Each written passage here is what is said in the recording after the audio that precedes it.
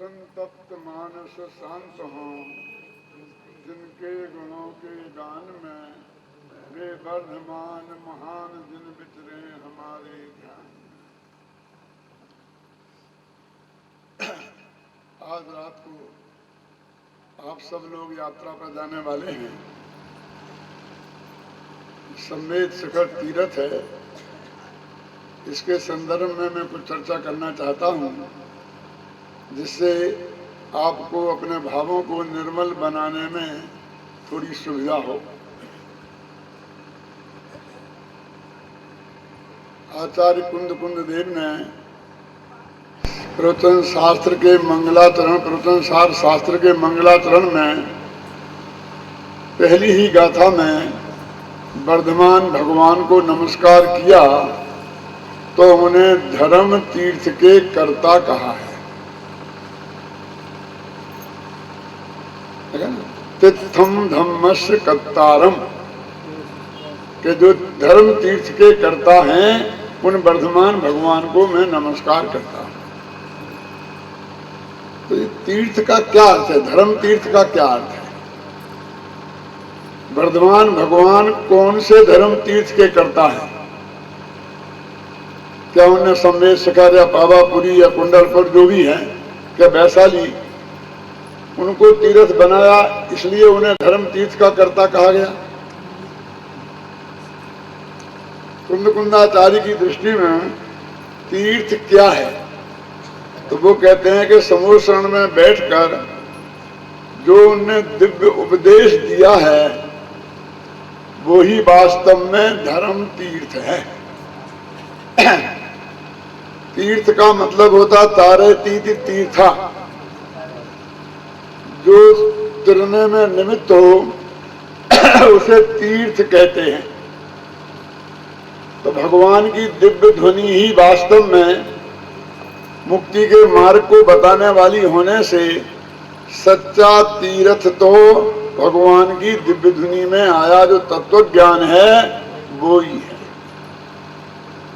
धर्म तीर्थ के कर्ता बस भगवान को बोलते हैं 24 कोई तीर्थंकर। इनका नाम तीर्थंकर क्यों रखा? तीर्थम करोति तीर्थंकरा, जो तीर्थ को करे उसे तीर्थंकर कहते हैं। तो तीर्थ क्या है?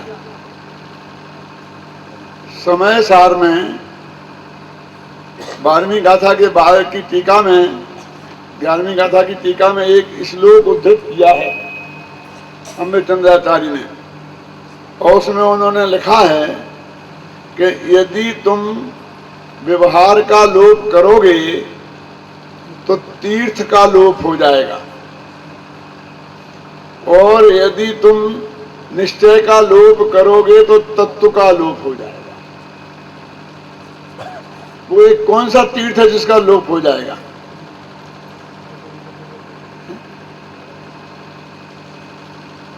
कहते हैं वो अपन बोलते हैं निश्चय है प्रतिपाद्य और व्यवहार है प्रतिपादक। जब 12वें कलश की व्याख्या उत्तम चंद जी करेंगे तो आपको विस्तार से ये बात बताएंगे, लेकिन मैं तो इतना ही कहता हूं कि जो उसमें है ना कि तीर्थ शब्द के बारे में, तो उसमें उन्होंने लिखा है कि तीर्थ का लोप हो जाए। तो तीर्थ क्या है? तो निश्चय में जो तत्व है, निश्चय जो तत्व है अपना भगवान आत्मा, उसका जो प्रतिपादक है वो है तीर्थ मैंने व्यवहार। निश्चय है प्रतिपाद्य और व्यवहार है प्रतिपादक। आपने नयों के बारे में ये बात पढ़ी होगी विस्तार से। तो व्यवहार का लोप करने से तीर्थ का लोप होगा। तो ये तीर्थ क्या है? तो निश्चय का जो तत्व ज्ञान है उसको वो तीर्थ मान ले, और यदि व्यवहार से दिव्य ध्वनि के माध्यम से उसे समझाया नहीं जाता तो उस तत्व का लोप हो जाता। इस जमाने में पूज्य गुरुदेव श्री का तत्समागम अपन लोगों को प्राप्त नहीं हुआ होता तो ये तत्व ज्ञान की प्राप्ति हमें होती, और नहीं होती तो समझ लीजिए हमारे लिए तीर्थ का लोप हो जाता।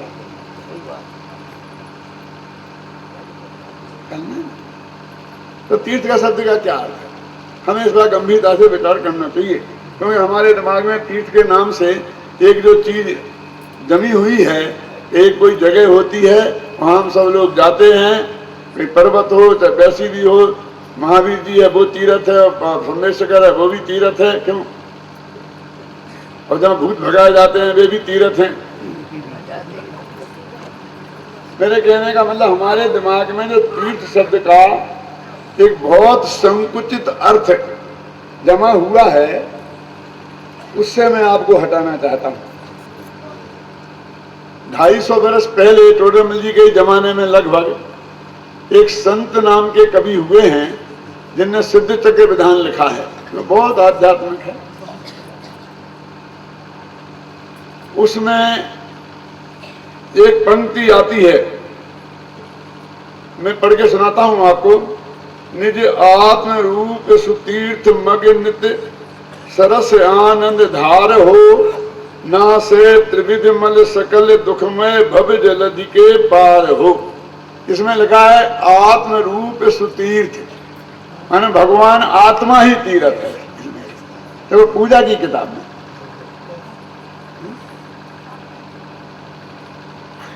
जल का छंद है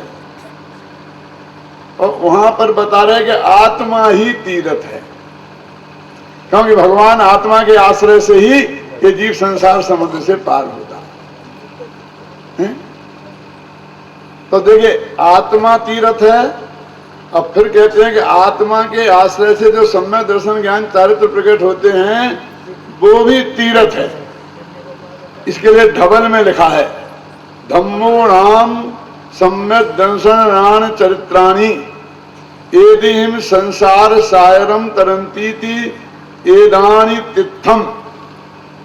सम्यक दर्शन ज्ञान चारित्र का नाम धर्म है और इससे संसार सागर से पार होते हैं, इसलिए सम्यक दर्शन ज्ञान चारित्र ही तीर्थ हैं। बोध पावन में भी एक गाथा आती है कि जिसमें भी सम्यक दर्शन ज्ञान चारित्र को तीर्थ कहा है और साथ में तप को भी जोड़ दिया है। आगे चलते हैं हम तो योगेंद्र दीप रत्नत्रय से युक्त आत्मा, उसमें आत्मा को तीर्थ कहा था, उसमें रत्नत्रय को तीर्थ कहा, और फिर इसमें दोनों से युक्त आत्मा को तीर्थ कहा। ये सब मैं आपको पढ़ के बता रहा हूं, ये इस किताब में है और एक किताब बेचने के लिए इसका विज्ञापन नहीं कर रहा हूं। एक किताब में करीब 700 आप लोगों के देने के भेंट स्वरूप देने के लिए लेके आया हूं। अब प्रवचन हो जाए शांति से। और भी 2 किताबें लाया हूं, जिसका एक ध्यान है और एक और है समाधि मरण पर है। तो 3 किताबें हम आपको भेंट स्वरूप देना चाहते हैं। जैसा कि हमें बताया जाए कि 1000-1200 आदमी हैं, तो उतने आदमियों के हर परिवार के पास पहुंच जाए, इसलिए मेरा निवेदन है कि हर परिवार वाला एक किताब ले गए और परिवार वाले पढ़ सकते हैं, जिससे कि बाकी के लोगों को वो मिल सके। यदि बची रहेंगी किताबें तो हम फिर घोषणा कर देंगे आपको कि आप अपने रिश्तेदारों को भी ले जा सकते हैं। हम वापस ले जाने वाले नहीं हैं, सब आपको ही देनी है। ये सारे प्रमाण मैंने इसमें दिए हैं और आपके पास वे सुरक्षित रहें, क्योंकि इसके बिना तो मैं भी नहीं बोल सकता ना आपको सब, तो आपको कैसे याद रहेंगे, इसलिए देना जरूरी है। तो काय को कहा तीर्थ, आत्मा को तीर्थ कहा, फिर सम्यक दर्शन ज्ञान चारित्र को तीर्थ कहा, फिर सम्यक दर्शन ज्ञान चारित्र से परिणमित आत्मा को तीर्थ कहा, फिर व्यवहार नए को तीर्थ कहा। कितनी चीजें तो आपके सामने आ गई ना, 4 आ गई ना। अब ये कहते हैं देखो भाई कि भाई तीर्थ क्या है। इसमें ये बात लिखी है कि आगम माने अपनी जो जनवाणी है वो भी तीर्थ है। इस समाधि शतक में है, मैं उसको पढ़ के सुनाता हूं। तीर्थ कृता संसारो तरण हेतु भूतत्वात् तीर्थ में तीर्थात्मा। जिस प्रकार तीर्थंकर संसार सागर से पार होने के हेतु होने से तीर्थ कहे जाते हैं, तीर्थंकरों को तीर्थ कहते हैं ना, उसी प्रकार आगम को भी तीर्थ कहा जाता है। एक कुन कहान तीर्थ सुरक्षा ट्रस्ट और यहाँ पर एक बना रहा है, इसकी चर्चा में अंत में करूंगा। मैं अभी ये कहना चाहता हूं कि जब ये तीर्थ सुरक्षा ट्रस्ट का निर्माण हुआ, महावीर भगवान के निर्माण महोत्सव के अवसर पर आदरणीय बाबू भाई ने कि इनसे इसका बना, तो उस वक्त तीर्थ नाम ही रखा तीर्थ सुरक्षा ट्रस्ट। तो मैंने बाबू भाई को ये कहा कि ये देखो, ये आगम भी तीर्थ है, इसलिए यदि आपका तीर्थ की सुरक्षा आपको करनी है तो ये जो तीर्थ हैं इनकी सुरक्षा आप नहीं करो, ये मैं नहीं कहता हूं, लेकिन ये आगम भी तीर्थ हैं। भगवान की दिव्य ध्वनि के अनुसार रखे गए आगम भी तीर्थ हैं। तो इसलिए इस तीर्थ सुरक्षा के अंतर्गत ये आगम का प्रचार प्रसार भी हमारा उद्देश्य होना चाहिए। तो उन्होंने कहा कि आप ठीक कहते हैं, हमें बताइए कि इसके लिए हम क्या करें। तो मैंने कहा कि एक तो आप परमागमों का, आगमों का प्रकाशन कीजिए, जो अप्रकाशित ग्रंथ हों उन्हें प्रकाशित कीजिए, और अकेले प्रकाशित कर देने से, लोगों के हाथ में पहुंचा देने से काम नहीं चलेगा। उन्हें पढ़ने पढ़ाने वाले लोगों को तैयार कीजिए, क्योंकि जब तक वे नहीं पढ़ेंगे तो यहां से ले जाकर आपकी अलमारी की शोभा बन जाएंगे। अब तो वो भी भ्रम हमारा दूर होता जा रहा है। हमारे पास ऐसे पत्र आते हैं कि हमारे पिताजी का स्वर्गवास हो गया है और उन्होंने बहुत शास्त्र इकट्ठे किए थे, 3-4 अलमारी भरी पड़ी हैं, वे पढ़ते थे, अब उनको कोई पढ़ने वाला नहीं रहा है, तो हम इनका क्या करें।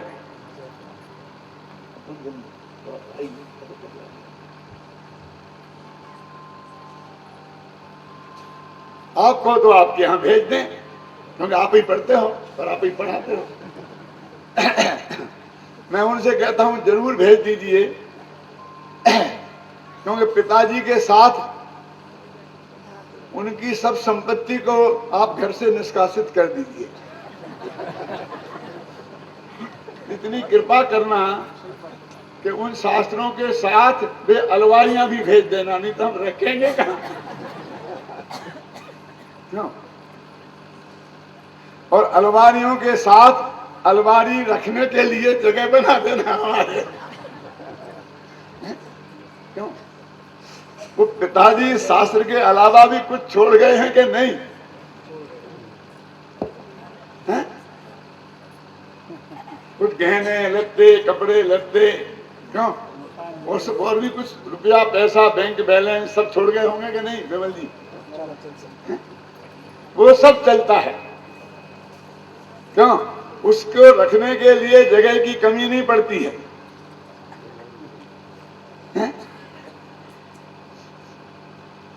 वो जिसे आप संपत्ति समझते हैं वो तो आप सबने रख ली, और जिसे आप विपत्ति समझते हैं उसे घर से निकालना चाहते हैं, हमारे माथे मरना चाहते हैं।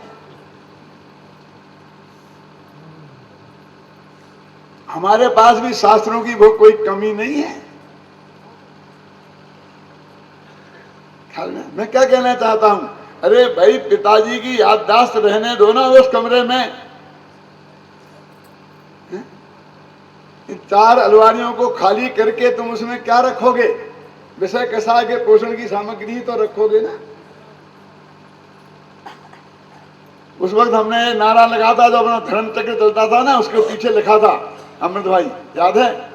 जिस घर में जिन वाणी नहीं वो घर स्मशान के समान है।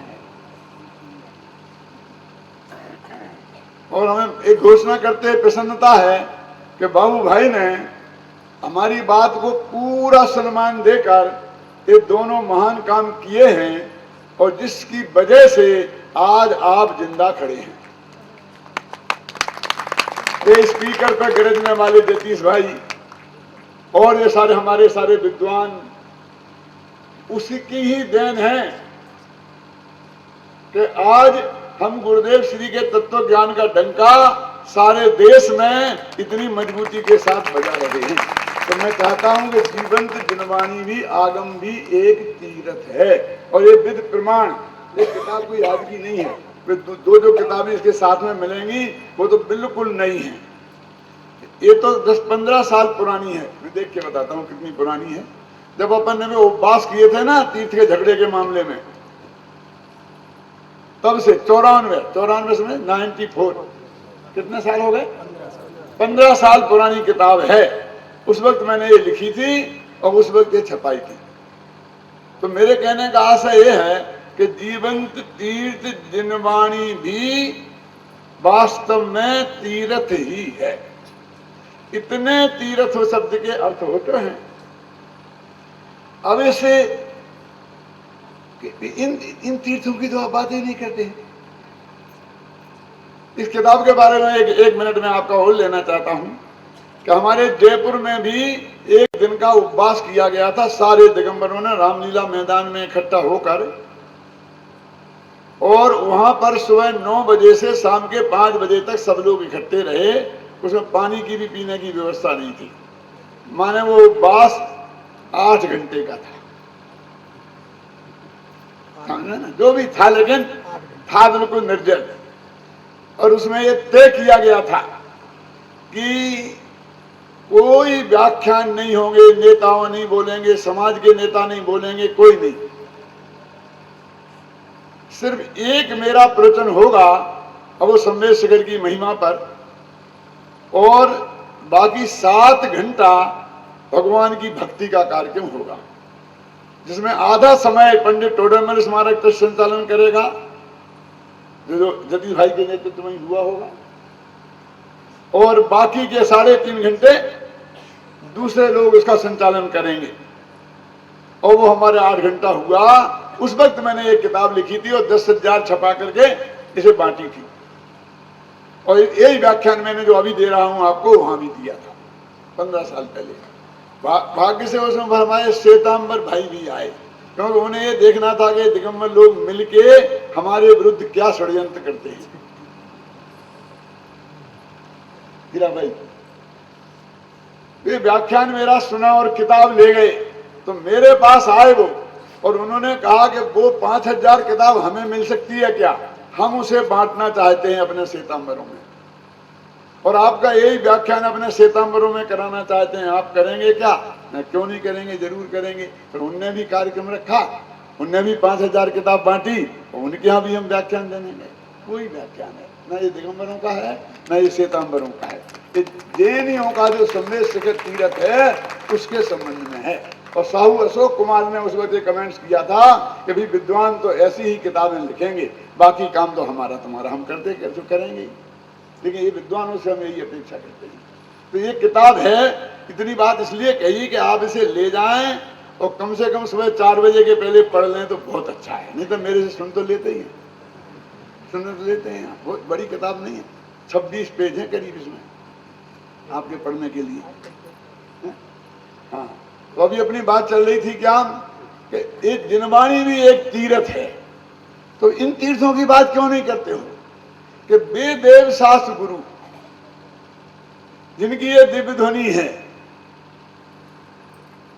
जहां पर उन देव गुरु के चरण पड़े उस जगह को हमने तीर्थ मान लिया। ये तो ऐसा व्यवहार है, व्यवहार में व्यवहार, व्यवहार में व्यवहार। क्या कि जहां से वे मोक्ष गए हमारे तीर्थंकर और उनके अलावा मुनिराज, वो जगह को हमने तीर्थ मान लिया। जहां 5 कल्याणक हुए तो दूसरे नंबर पे हमने उनको भी तीर्थ, जहां उनका जन्म हुआ उसको भी तीर्थ मान लिया। ख्याल में है ना? उसके बाद जहां हमारे आचार्यों ने बैठकर पर्वतों की चोटियों पर आत्मा का ध्यान किया, हमने उनको भी तीर्थ मान लिया। पोन्नूर हिल को मानते कि नहीं मानते? कुंडकुंडाचार्य ने जहां बैठ के शास्त्र रहते, जहां शास्त्रों का पठन पाठन हुआ, लिखे गए, हमने उनको भी तीर्थ मान लिया। तो इस तरह ये जो तीर्थ जगत में दिखते हैं, वे उन जो सच्चे निश्चय तीर्थ हैं वास्तव में, तीर्थंकर, उनकी दिव्य ध्वनि और उनके प्रचार प्रसार करने वाले आत्मा में लीन हमारे मुनिराज जहां जहां रहे, जहां जहां पैर पड़े संतन के, तहां तहां तीर्थ हो। ये इन जमीनों को इसलिए तीर्थ कहा जाता है भाई साहब। अब ये समझे कितनी दूर की चीज हो गई। ये तो वे कभी यहां बैठे थे, अब जब वे मोक्ष गए तो इस भूमि पर बैठे थे कि खड़े हुए थे मोक्ष जाते वक्त, बस इसलिए हमने उस जमीन को पवित्र माना। वे तो चले गए। अब तीर्थ के नाम पर उपचार में उपचार, उपचार में उपचार, वो तीनों चीजों तो हमारे दिमाग में से निकल गई। अब एक तीर्थ हमारे दिमाग में रह गए। इनमें इस संदर्भ में हमें गंभीरता से विचार करने की बात यह है कि इसमें और कई नए तीर्थ जुड़ गए। जैसे कुछ तीर्थ कैसे, जैसे कि श्रवण बेलगोला की बड़ी मूर्ति, अब वो अपनी मूर्ति विशालता के कारण, समझे ना, नैना दिगंबर मूर्ति ये विशाल है, इस वजह से हम उसे भी तीर्थ कहने लगे। मूढ़बद्री में रत्नों की मूर्तियां हैं, आखिर वो है वही देवसास गुरु से संबंधित, तो उन रत्नों की मूर्तियों के कारण हम मूढ़बद्री को तीर्थ कहने लग गए। फिर हम देवगढ़ में जाएंगे तो हजारों जिनबिंब, क्यों, और एक से एक कलात्मक, जैसे कला खजुराहो, इन तीर्थों को भी हम तीर्थ कहने लगे, कला तीर्थ समझ लीजिए। और एक और जो आज सबसे ज्यादा जोर में है, जिनको हम अतिशय क्षेत्र कहते हैं। जैन धर्म में अतिशय नाम की तो कोई चीज होती ही नहीं है। हाथ पे आग रख लो और हाथ नहीं जले तो अतिशय हो जाता है ना। जैन दर्शन कहता है अग्नि का काम है जलाना और जो ईंधन है उसका काम है जलना। यदि अग्नि ईंधन को ना जलाए तो वो अग्नि नहीं, उसने अपना स्वभाव छोड़ दिया, और ईंधन नहीं जले तो वो ईंधन नहीं। तो अपना स्वभाव छोड़ देने का नाम तीर्थ है। क्यों? आप विचार करो गंभीरता से। ऐसी बहुत सी चीजें उनके साथ जोड़ जोड़कर वास्तव में उनके साथ जुड़ी नहीं थी। वे तो विशाल मंदिर बने, हमारे पूर्वजों ने बनाए थे, एक से एक बढ़िया थे। ख्याल में वहाँ बड़ी बड़ी बस्तियाँ थीं और बाद में धीरे धीरे उजड़ गईं और वो मंदिर रह गए हमारे विशाल। अब लोगों ने उसके साथ, क्योंकि ये लोग बहुत ही 5 इंद्रियों के विषय का लोलपी है, तो इससे उनकी सुरक्षा के लिए उसने ये साधन अपनाया। मैं बहुत ये बात आपको कहना चाहता हूं, मैं गांव का नाम भी नहीं बताऊंगा, सही घटना है। एक गांव में एक मंदिर है, तो उनने बनाया, समाज ज्यादा नहीं थी, कमजोर थी, तो बहुत दिनों तक वो मंदिर अधूरा बना, वैसा ही बुरी हालत में ही खड़ा रहा। क्या? फिर मैं 10-15 साल बाद गया वहां, तो मेरे पास लोग आ गए, पंडित जी उस मंदिर के दर्शन करने चलो। मैं कभी चलेंगे चलेंगे नहीं, चलेंगे नहीं, अब काया पलट हो गई है उसकी। क्या हुआ? अरे क्या हुआ, भगवान को पसीना आ गया।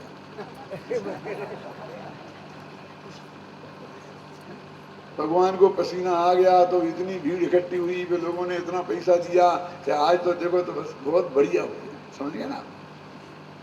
मैंने कहा अब मैं उस मंदिर के दर्शन करने जरूर नहीं जाऊंगा।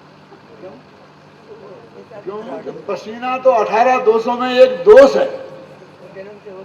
क्यों? है ना, ना ही पसेब निहार, तीर्थंकरों के तो पसीना नहीं होता है, निहार नहीं होता है, ख्याल में है ना। और आप कहते हो उन्हें पसीना आ गया तो निश्चित रूप से वो भगवान नहीं है, इसलिए मैं नहीं जाऊंगा। और गजब हो गया। अभी तक तो हम समझते थे कि कोई मंदिर फंदिर बनाने में लोगों को ही पसीना आता है, अब भगवान को भी आने लगा। मैंने उनसे कहा भैया अकेले में शांति से सच्ची बात बताओ कि क्या बात है, सच्ची बात बताओ क्या बात है, ये पसीना मसीना कैसे आ सकता है? नहीं साहब दीवारें गीली हो गई, ये हो गया, वो हो गया, ये हो गया, वो हो गया।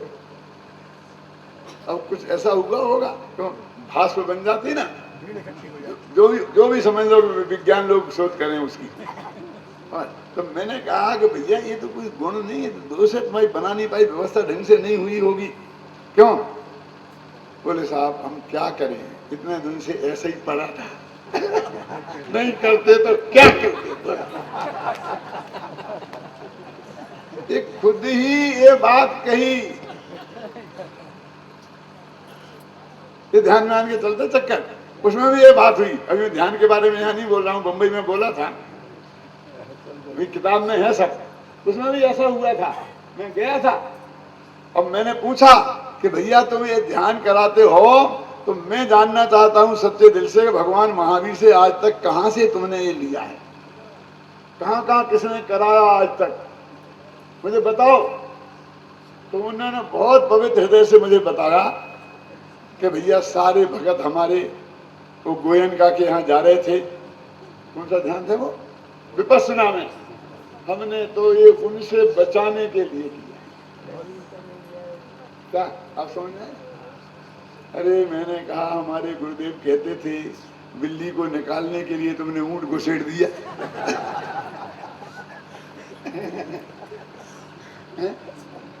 क्यों?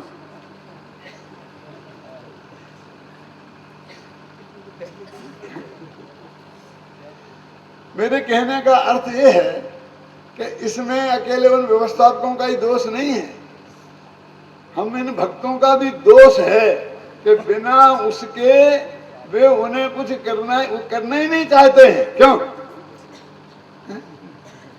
गांव के पारसनाथ, गांव के महावीर, कोई पूजा करने वाला नहीं है, मंदिर खंडहर हो गया है और चांदनपुर में जाकर के इतने घी चढ़ाया जाता है कि वो मंदिर की हालत ये है कि अपने रिपटने का डर लगता है कि रिपट के गिर न जाए, और गांव में कोई दीपक जलाने को तैयार नहीं।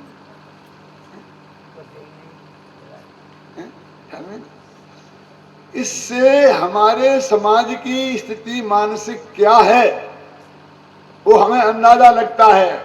और भाई उसको बचाने का उपाय ये जीवंत तीर्थ जो जिनवाणी है, ये तत्व ज्ञान है जो गुरुदेव श्री के माध्यम से हमें प्राप्त हो गया है, उसे जन जन तक पहुंचाना ही एक उपाय है और कोई दूसरा उपाय नहीं।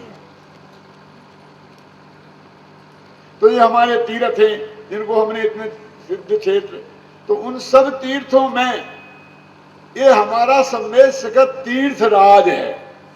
क्यों है भाई? क्योंकि यहां से हमारे 24 तीर्थंकरों में से 20 तीर्थंकरों को निर्माण की प्राप्ति हुई है और 4 भी यहां से जो नहीं हुए वो तो हुंडाव सरपणी का दोष है कि बांसपुर चंपापुर से चले गए, आदिनाथ ने नियम भंग कर दिया, कैलाश पे चले गए, गिरनार जी चले गए, नैनीनाथ, क्यों? महावीर पावापुरी। बाकी ये नियम है कि सारे तीर्थंकरों का जन्म नियम से अयोध्या में होता है, भरत क्षेत्र के, और सारे तीर्थंकरों का मोक्ष नियम से सम्मेद शिखर से होता है। ये हुंडाव सरपणी का दोष है। ये 24 में तो 20 गए, लेकिन इसके पहले अनंत 24 हो गई हैं और वे सब सम्मेद शिखर से मोक्ष गए हैं। फिर कोई हुंडाव सरपणी आया होगा और जब एकाध गड़बड़ हो गई होगी उसे छोड़ देना।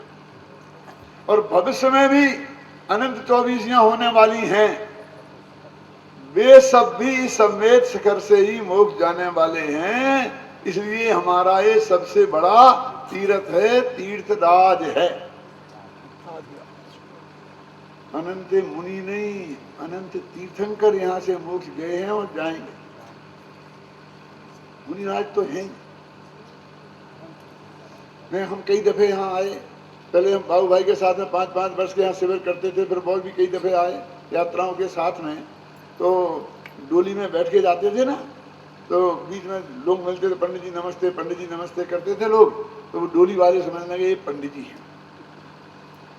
क्या? बोले पंडित जी एक बात हम पूछें आपसे।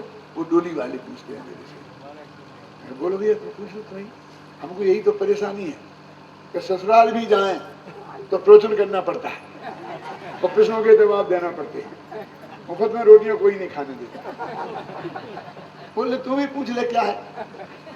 बोले कि ये जो आपके यहाँ इतने कोड़ा कोड़ी मुनि मोक्ष ऐसे बोलते हैं, ये सबने सिखते सब कोड़ी कोड़ी मुनि मोक्ष कर गए। सच्ची घटना बोल रहा हूँ।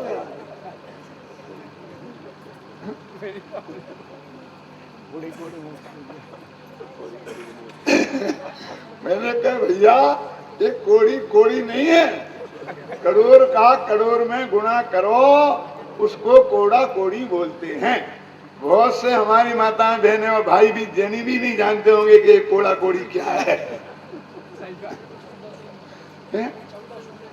14 शून्य होते हैं कोड़ा कोड़ी में, ऐसे अंदाजा नहीं लगा आपको? मैं बोलता हूं, देखो देखो,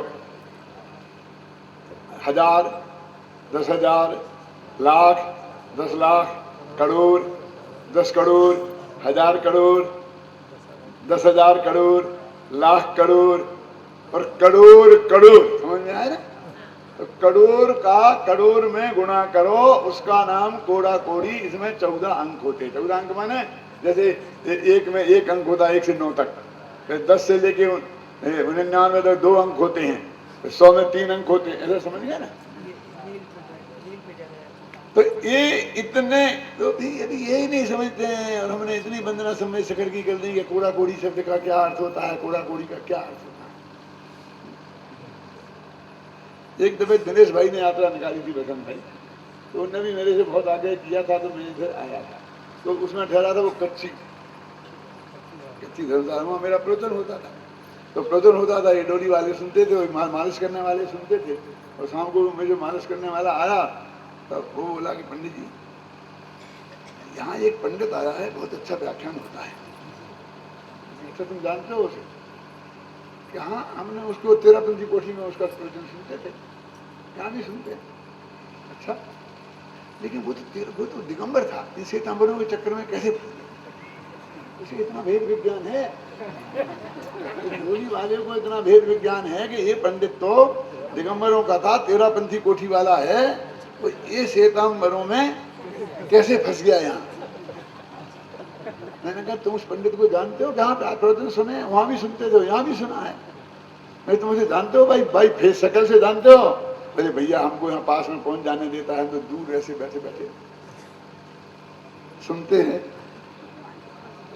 मैंने कहा वो पंडित मैं ही हूँ।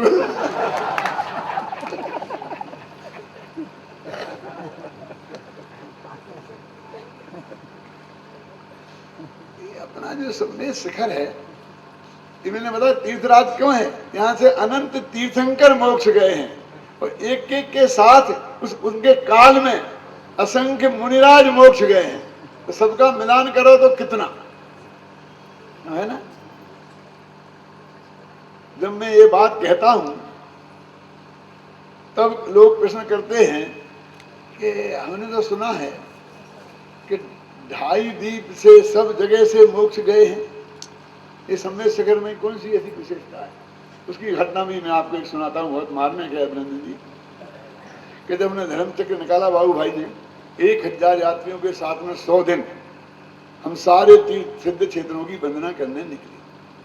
हमने जयपुर में उस धर्म चक्र को बनवाया था, और बनवा करके गोदका जी, हम पाटनी जी सब उसी में बैठ के और फतेहपुर लेके गए थे उसे। फिर वहां उसका ओपनिंग हुआ और उसके साथ में फिर 100 दिन तक घूमे। हमको ये बात का बहुत दुख हुआ कि उसमें राजस्थान में एक भी गांव का प्रोग्राम नहीं था। मैंने कहा बाबू भाई ये नहीं चलेगा, ऐसे कैसे हो सकता है? आपने जयपुर कैसे छोड़ दिया? हमने बनाया, हम लाए, हम साथ चलेंगे, हम रोजीना समझाएंगे धर्म चक्र क्या होता है, और हमारे राजस्थान की छुट्टी तुमने कर दी, ऐसा पक्षपात नहीं चलेगा। हमें पहले से पता पड़ गया होता, ये ख्याल हो गया होता, तो हम किसी कीमत पर इसकी बात आपको चलने नहीं देते। बोले पंडित जी हम क्या करें? राजस्थान में कोई सिद्ध क्षेत्र है ही नहीं, तो बनाते कैसे? हमने तो सिद्ध, भगवान महावीर का निर्वाण वर्ष है ना, क्या निर्वाण वर्ष है, तो इसलिए सिद्ध क्षेत्रों के वंदना के हिसाब से हमने एक कार्यक्रम बनाया है। अब तुम्हारे राजस्थान में सिद्ध कोई क्षेत्र नहीं है, तो उसके लिए हम क्या कर सकते हैं? तो मैंने उनसे कहा कि ये बात सही नहीं है। सिद्ध सलाह 45 लाख योजन की है, और शास्त्रों में लिखा है कि उसमें 1 इंच जमीन भी खाली नहीं है, कहते हैं। अब बाद में निपटते रहेंगे यार तुमसे, जिंदगी तो निपटी हो, फिर निपट लेंगे। हमारी बात सुनो, क्या है? उस समुद्र से भी इतना मोक्ष गए हैं कि कहते हैं जगह खाली नहीं है, मोक्ष जाते हैं बिल्कुल सीधे। जैसे यहाँ से कोई मोक्ष गया तो सिद्ध सलाह में अवग्रह गति होती है, सीधा जीव वहां जाता है, तो सिद्ध सलाह में वहीं वो जाकर के वहां पर विराजमान होता है, ख्याल में ना, सीध में। तो जो जिन पर उपसर्ग केवली थे उन्हें देवों ने उठाया और समुद्र में फेंक दिया, वहीं केवल ज्ञान हो गया, समुद्र से वहीं मोक्ष हो गए, उन्हें जल सिद्धव्य बोलते हैं। आकाश में ही केवल ज्ञान हो गया, वहीं मोक्ष हो गया, उन्हें गगन सिद्धव्य बोलते हैं, गगन से सिद्ध बोलते हैं।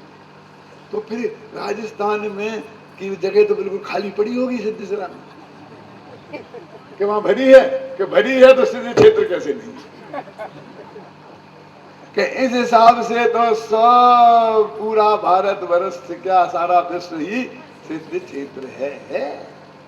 तो संदेश की विशेष महिमा क्यों रही? कृष्ण समझ में आया कि जितने घनीभूत, जितने अधिक सिद्ध यहां से गए हैं, उतने सब जगह से नहीं है। जगह भले ही खाली हो तो नहीं हो, लेकिन वो उतने सब जगह से नहीं है। मेरी बात ध्यान में आई ना? तो इसलिए ये एक तो ये कारण है, और दूसरा यहां से तीर्थंकर गए हैं भाई साहब। अब सिद्ध आप ऊपर जाएं, ख्याल में आए ना, जब ऊपर जाएं तो ऊपर जाने पर आपको ये ध्यान आए कि यहाँ से शीतलनाथ मोक्ष गए हैं, तो यहाँ हमारे माथे पे, हम यहाँ खड़े हैं, तो वहाँ शीतलनाथ सीधे बिल्कुल सिद्ध सलाह में हमारे माथे पे ही खड़े हैं। उसका आपको विचार आएगा तो आपको रोमांचित हुए बिना रहेगा नहीं। इस संदर्भ में एक बात मैं आपको बहुत बताना चाहता हूँ, मार्मिक है। जब 6 दिसंबर को अयोध्या मस्जिद गिराई गई थी, कि विवादित ढांचा गिराया गया था, मैं उस चक्कर में नहीं पड़ता, वो गिराया गया था ना, तो उस वक्त मुख्यमंत्री हमारे धर्म सिंह सेवाखापति है, तो 20 मिनट का व्याख्यान टीवी पर उनका हुआ, उनके तत्काल बाद मेरा हुआ। मैंने उसमें एक बात कही थी बहुत मार्मिक, वो आपको बताना चाहता हूँ, 2 मिनट की है, कि भाई अयोध्या तो हमारे शास्त्रों में इतनी लिखी है कि 12 योजन लंबी और 9 योजन चौड़ी होती है, और इनका हिसाब लगाओ तो 96 किलोमीटर लंबी, 72 किलोमीटर चौड़ी होती है। तो इतना बड़ा एरिया है, उस एरिया में राम कहाँ पैदा हुए थे, इसे कौशल्या के अलावा और कौन बता सकता है? उस जगह को कौन पॉइंटेड कर सकता है कि ये है जहां ये बना है ढांचा, यहां से ही वे जन्म पैदा हुए थे, इसकी क्या गारंटी है? जब इतना ही तो लिखा शास्त्रों में कि अयोध्या में राम पैदा हुए थे। अयोध्या तो इतनी लंबी चौड़ी है, क्यों लड़ते हो?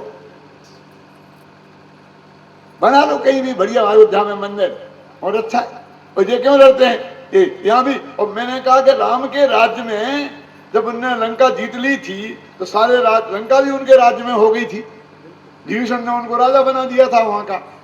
तो वहां लंकावासी राक्षस लोग अयोध्या में रह सकते होंगे कि नहीं? क्यों? जब राक्षस रह सकते तो मुसलमान रह जाए तो क्या दिक्कत है? और यहाँ से कहीं एक कोने में इनकी मस्जिद भी बन जाए तो क्या तकलीफ है? आप कौन समझे ना मेरे? क्योंकि हाँ बात तो सही है, इसमें झगड़ने का क्या? मैं कौन बताए कि एक पर्टिकुलर जगह इस पर तुम लड़ मर रहे हो? जब मैंने ये बात कही थी तो लोग मेरे से कहने लगे कि आपकी पासनाथ यहीं से मोक्ष गए, सम्मेद सागर से ही गए थे। यदि सम्मेद सागर ये नहीं हो, बगल वाली पहाड़ी ले लो, झगड़ा खत्म करो ना। घबराना नहीं धीरज भाई, आपके मामले में आप अपना हिसाब निपटाए। कौन कहता कि यहां से ही गए थे? यही सम्मेद सागर है, पहाड़ियां तो बहुत हैं। क्यों? बिहार में ही था, झारखंड में ही था, यही एरिया में था। तो जैन शास्त्रों में लिखा है कि वो तीर्थंकर सब सम्मेद शिखर से मुक्त जाते हैं। जब प्रलय होती है तब ये सब नष्ट भ्रष्ट हो जाता है।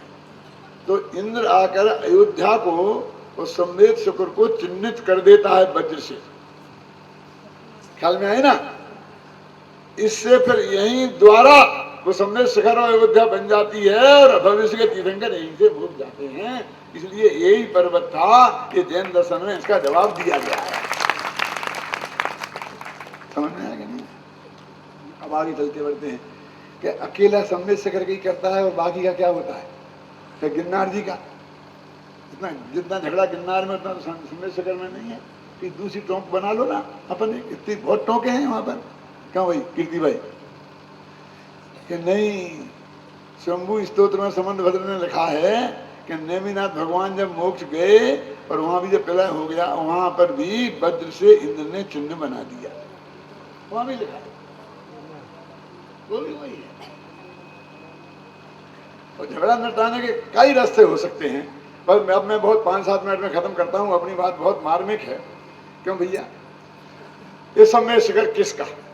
अदालत अपना निर्णय करेगी, ये समझौता करने वाले अपना करेंगे। ये मेरा निर्णय है, जो इसमें लिखा है वो सुनना पूरा। अभी आधी किताब हुई है, पूरी किताब तुम्हें पढ़ना पड़ेगी। फिर सुनो क्या कहता हूँ। किसका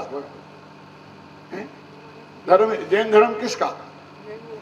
जो माने उसका, उसी का है ना, कि जिन कुल में पैदा हुआ उसका है। एक बात मैं आपसे कहता हूँ, हमारी अम्मा को सारी दुनिया अम्मा कहे तो आपको एतराज होता है? नहीं होता है ना? तो हमारी पत्नी को और कोई पत्नी कहे तो कह के तो देखे।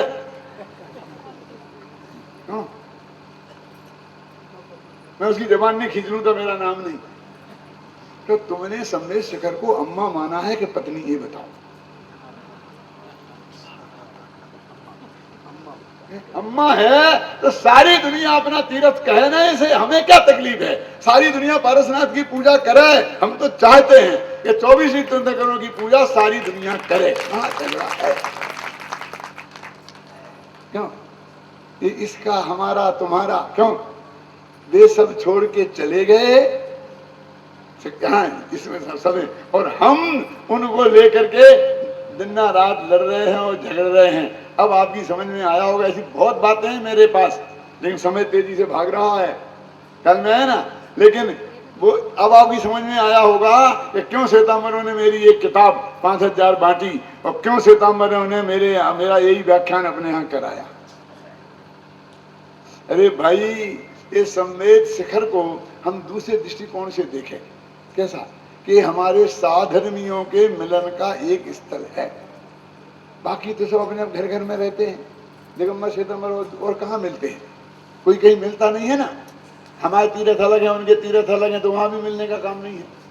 मिलते कहाँ? ये सम्मेद शिखर एक ऐसी जगह है कि हमारे 2000 वर्ष पुराने पिछड़े साथी आलोक जी यहाँ आकर हमें एक साथ मिलते हैं। क्यों? ये हमारे साधर्मियों के मिलन की जगह है। हम इस रूप में ऐसे क्यों नहीं देखते? दूसरी बात मैं आपसे ये कहना चाहता हूं कि देखो, हम घर पर तो तीव्र कसाय में रहते हैं और हम अपनी कसाएं मंद करने के लिए सिद्ध क्षेत्रों पर आते हैं ना? अभी बता रहे थे ना उत्तम सिंह जी अपने प्रवचन में। क्यों इसलिए आते हैं ना? अरे मैं इससे आगे की बात कहना चाहता हूं। हमारी कसाएं मंद होती हैं तो हम क्षेत्रों पर आते हैं। जब घर से चले, यदि कसाय तीव्र रहती तो अभी तो धंधा बहुत अच्छा चल रहा है, अभी तो सीजन कहते हैं हमें। क्यों? हमारी कसाय मंद हुई तो हम घर छोड़ के इधर को चले। और हमारे यहाँ तो दिष्टाष्टक स्तोत्र है। दिष्टम जिनेन्द्र भवनम भवतापहारी। भगवान का मंदिर दिखे वहीं से हम कहते हैं हमारे भव का ताप कम होने लगा है। क्यों?